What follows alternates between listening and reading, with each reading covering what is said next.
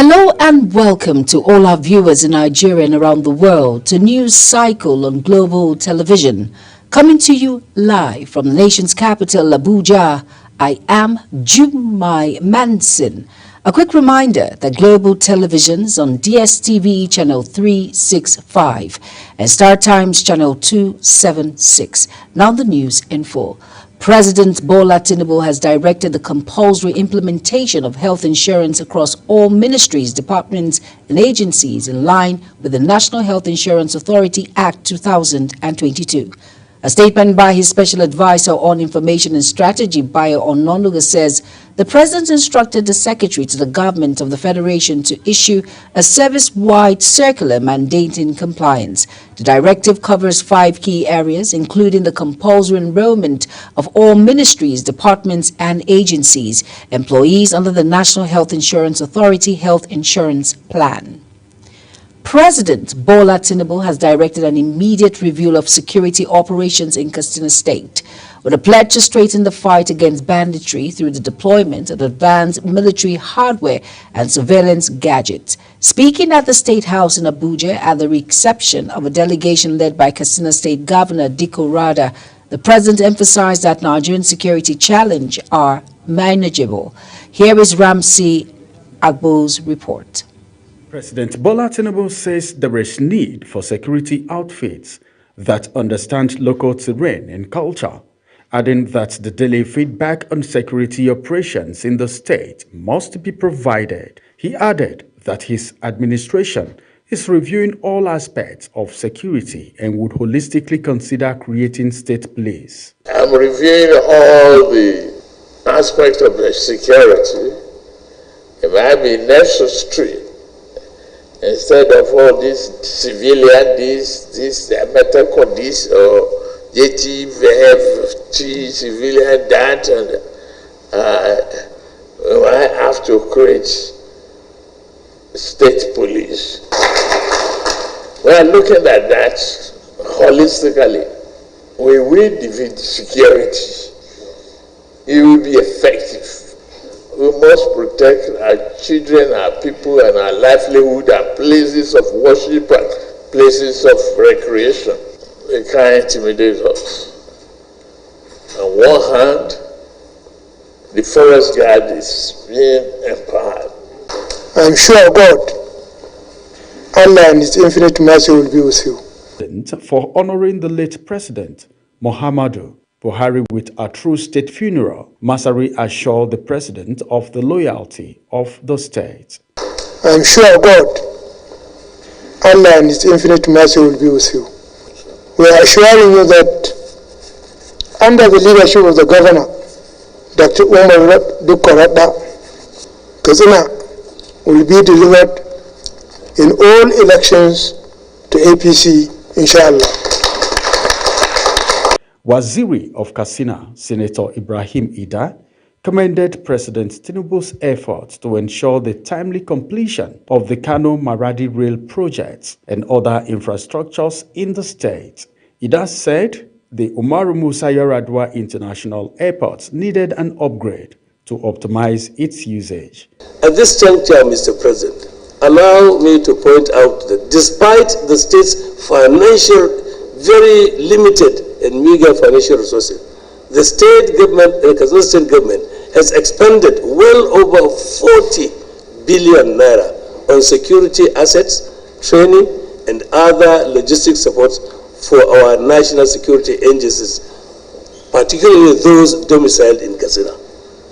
These are much needed funds which could have been judiciously utilized to provide infrastructure and other much needed social services to our community. With assurance of loyalty from leaders of Katsina State and renewed commitment from the presidency, the review of security operations is expected to pave the way for more decisive action against banditry while strengthening the push for community-driven policing.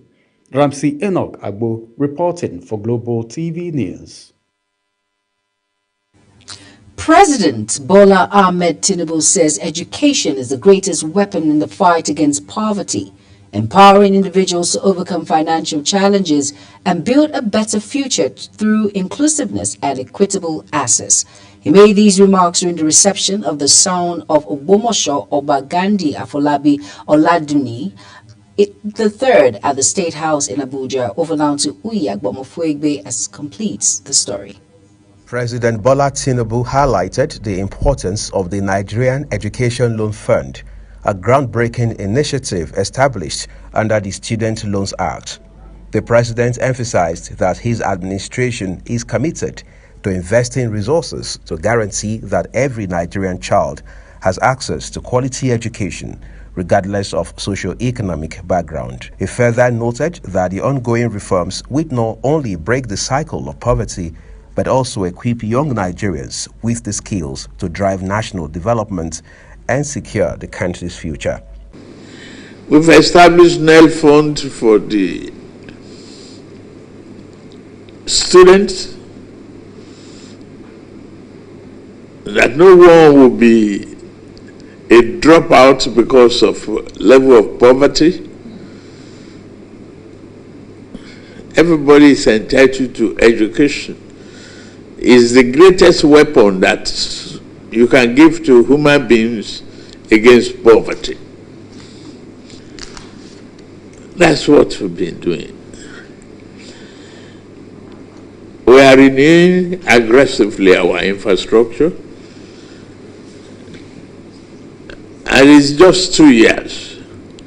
I'm glad to report to you today that the economy is stabilized, the bleeding has stopped, the hemorrhage is gone, the patient is alive, Nigeria is alive, Nigeria is respected, Nigeria is becoming a great business partner to the rest of the world. Earlier in his speech, Oba Gandhi Afolabi Oladuni Orumogege III commended President Tinubu for his unwavering commitment towards the Nigerian youth. The monarch praised the president's visionary leadership, particularly his focus on youth empowerment, education reform, and socio-economic inclusion.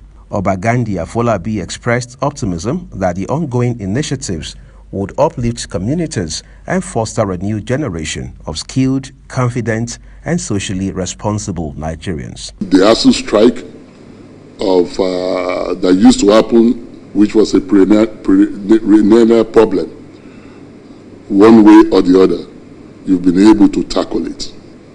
We have the student thing. Now, the funding that has been given to indigent students who they would probably not have been able to afford it. Now they have access to these funds. And your commitment towards the youth development in this country, we can see it.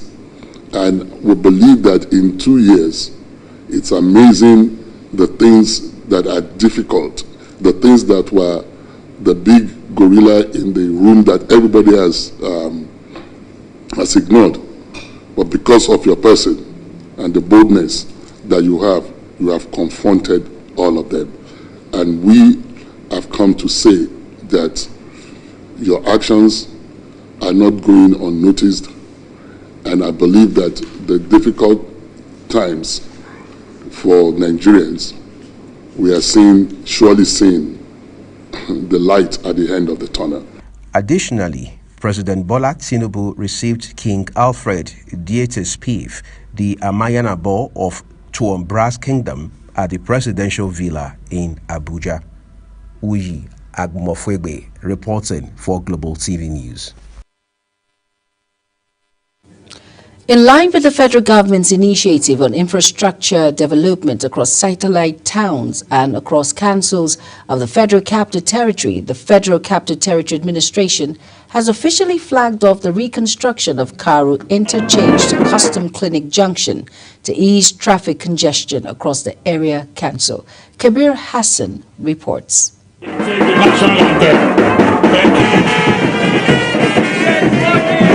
For years, residents and commuters in Karu have endured untold hardship due to the poor state of roads in the area. The road condition not only slowed down economic activities, but also created traffic chaos accidents, and loss of man-hour for thousands who rely on road networks to connect to the city center.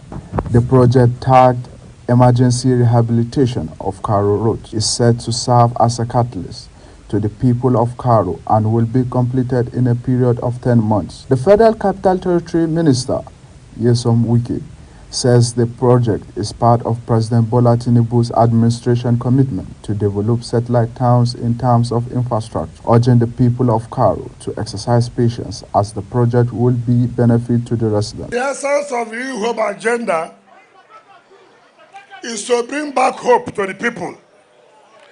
And I know that the people of Karo, hope has come back to you. Business environment will thrive here. And we are not just doing this road, they will all have street lights. And I hereby order the contractor to make sure all these other additional roads will also be completed within 10 months.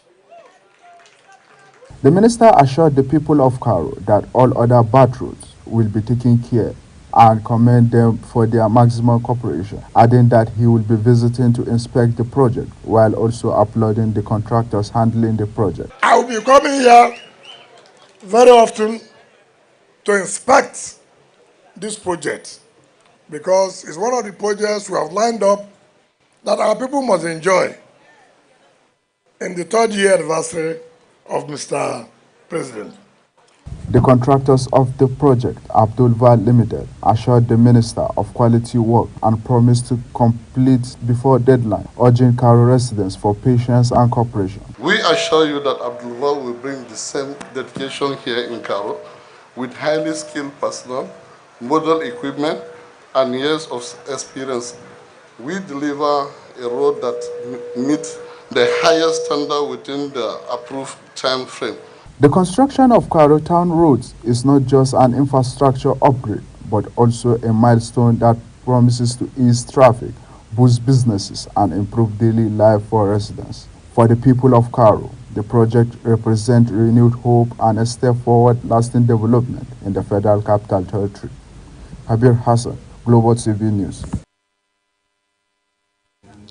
The Federal Competition and Consumer Protection Commission has unveiled new regulations to tackle abuses in Nigeria's digital lending sector. Now, the rule known as the Digital Electronic Online or Non-Traditional Consumer Lending Regulations 2025 ban harassment, data breaches, and exploitative recovery tactics by loan apps, mandating transparency, fair interest rates, ethical marketing, and data privacy. Executive Vice Chairman of the Commission, Tunji Bello, said the move draws a clear line between innovation and abuse, insisting no Nigerian should be pushed into unsustainable debt or humiliated in the name of digital lending. Over now to young people in Zamfara State have been urged to rise above violence and decisive politics by embracing issue-based dialogue as a tool for good governance and effective representation. This call was made at a one-day summit convened by the Coalition or Youth Students and Entrepreneurs for Good Governance in Gusau, Zamfara, the state capital. Saadia Yakubu reports. The one-day summit brought together youth, students, entrepreneurs and other stakeholders from across the 14 local government areas of Zamfara State. The keynote speaker, Dr. Abdurrahuf Abdullahi, says the focus is to sensitize young people on the need to pursue civic engagement through peaceful and issue-based dialogue. He stressed that integrity and truthfulness should guide youth as they play active roles in governance. Number one, as a good leader, you must be intelligent. A dull person does not lead a nation. A dull person does not lead people. Intelligence will warrant you the ability to be able to put 1, 2, 3 together and get yourself out of a complex situation without being... Lead discussant and former youth leader Lukman Majidadi urged young people to go beyond being followers and aspire to leadership positions. He says the coalition will sustain mobilization of youth and students for peaceful civic participation and democratic development. And then in my own discussion, I was able to also highlight to the youth why they should participate, why they should identify people who are already established philanthropists, people who are already on the field, whose track records or antecedents have given a clear indication that they will be able to serve as good leaders. Youth leader of the coalition, Nuruddin Salisu, further appealed to stakeholders to avoid violence, hate speech and divisive politics while embracing issue-based dialogue for the progress of Zamfara State. To continue mobilizing youth, students and entrepreneurs for peaceful civic engagement and democratic participation. 2. To strengthen issue-based dialogue and reject violence, hate speech and divisive politics. With the growing call for peace and inclusive governance, participants at the summit says the onus is now on young people and stakeholders to translate the resolutions into action for the sustainable development of Zamfara State. Sadia Yakubu, Global Television. Clerk to the National Assembly, Kamaru Ogunlana, has described verbatim reporters as the soul and conscience of the legislature's policy accuracy. He made this known while declaring open the annual National Delegate Conference of the Hazard and Verbatim Reporters Association in Abuja. National Assembly correspondent Tomsi Gimba has details. Represented by the clerk to the House of Representatives, Dr. Yahya Azaria, Barrister Ogunlana recalled that before the advent of modern technology, verbatim reporters played a critical role in documenting votes and proceedings, thereby ensuring policy accuracy in the chambers of all assemblies. He stressed that their relevance cannot be underestimated, especially in accuracy reporting across local languages, often beyond the reach of artificial intelligence. Hansard is not only an archive of parliamentary business. It is a potent tool for accountability, transparency, and informed decision-making. It captures the essence of our political discourse and the diverse thoughts, opinions, and resolutions that forge the laws and policies of our nation. It is the official transcript of parliamentary debates and proceedings. It is often referred to as parliamentary diary. Now, how does Hansard contribute to policy formulation? Let us consider several key aspects that subsequent speakers and resource persons will expound upon. Preserving collective wisdom, fostering transparency and accountability, informing evidence-based policy, creating historical record and encouraging stakeholder participation. Away from contributing to policy formulation, Hansard reporters face their... The Executive Secretary of the National Assembly Library Trust Fund, Henry Wauba, represented by Amy Moses, highlighted the strong link between verbatim reporting and the Legislative Library. He noted that both institutions serve as custodians of knowledge, promoting transparency, informed governance, and public trust, while charging participants to maintain high standards of accuracy and integrity. Your work ensures that every debate, motion, and resolution within the hallowed chambers of our legislature is captured with precision and preserved as a permanent record of our nation's parliamentary history. Without your diligence, the memory of our parliament will be incomplete, accountability will suffer, and policy making will stumble upon the gaps left by inadequate. President of the Hansard and Verbatim Reporters of Nigeria, Comrade Gobina Drisu, urged members to continue as pillars of accountability and transparency. He, however, appealed to the National Assembly management to provide training and equipment that will enable reporters to discharge their duties effectively. Without Hansard, much of our legislative history will be lost, and the progression of our democracy will remain undocumented. The theme of this conference underscores a profound truth. Hansard is more than a record of proceedings. It is a tool for growth.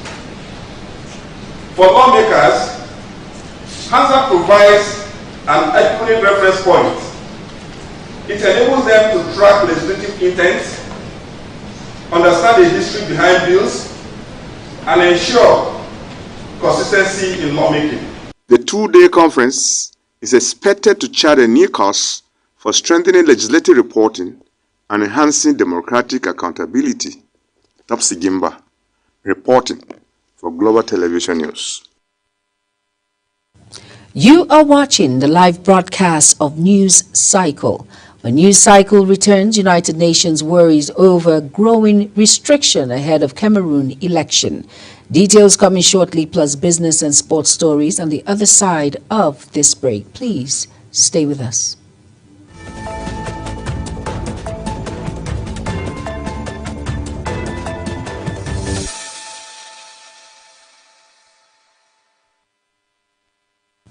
You're welcome back, and if you're just tuning in, this is News Cycle on Global Television. Thank you for staying with us.